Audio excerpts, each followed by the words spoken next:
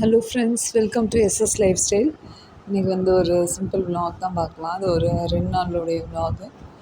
அதில் ஃபஸ்ட்டு நான் மார்னிங் பிரேக்ஃபாஸ்ட்லாம் முடிச்சுட்டு மத்தியானம் லஞ்சுக்கு குழம்பு அதெல்லாம் வச்சுட்டேன். அதுக்கப்புறம் உருளைக்கிழங்கு சிப்ஸும் இதுவும் பீட்ரூட் பொரியலும் செய்யலான்றதுக்காக அந்த உருளைக்கிழங்கு சிப்ஸ் பண்ணிகிட்ருந்தேன்.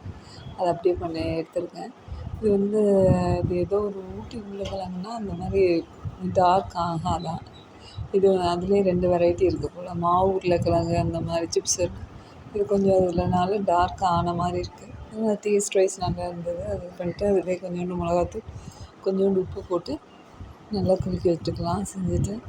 அதுக்கப்புறம் பார்த்திங்கன்னா இங்கே பீட்ரூட் நறுக்கிட்டுருக்கேன். நல்லா கிறிஸ்பாகவே இருந்தது ஃப்ரெண்ட்ஸு. நான் இது மார்னிங் ஒரு 10-11 மணிக்கு பண்ணியிருப்பேன். ஆனால் மதியானம் 2 மணி வரைக்கும் நல்லா கிறிஸ்பாக இருந்தது. அப்படியே ஏர்டைட்டாக மூடி வச்சிடலாம். அதுக்கப்புறம் பீட்ரூட் பொரியலுக்கு பீட்ரூட்டை சீவி வச்சுருக்கேன். இனிமேல் தான் அது பொரியல் பண்ணணும். காலையிலேயே கெட்டி பருப்பும் வத்த குழம்பும் வச்சுட்டேன். அந்த சுண்டைக்காய் வத்தலும் மிளகு தக்காளி வத்தலும் போட்டு வத்த குழம்பு வச்சுட்டேன். அது நல்லா குழம்புலாம் வச்சாச்சு.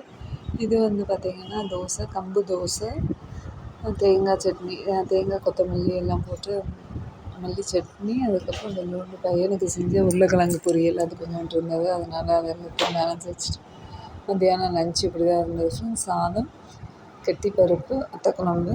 இது பார்த்திங்கன்னா செம்பருத்தி எங்கள் வீட்டில் கொடுத்தது ஃப்ரெண்ட்ஸ். சூப்பராக இருக்குல்ல, அதை அவங்கள்ட்ட காட்டணும்னு நினச்சேன். அதனால தான் அப்படியே ஒரு நாளைக்கு 3லேருந்து 5 வரைக்கும் பூக்குது.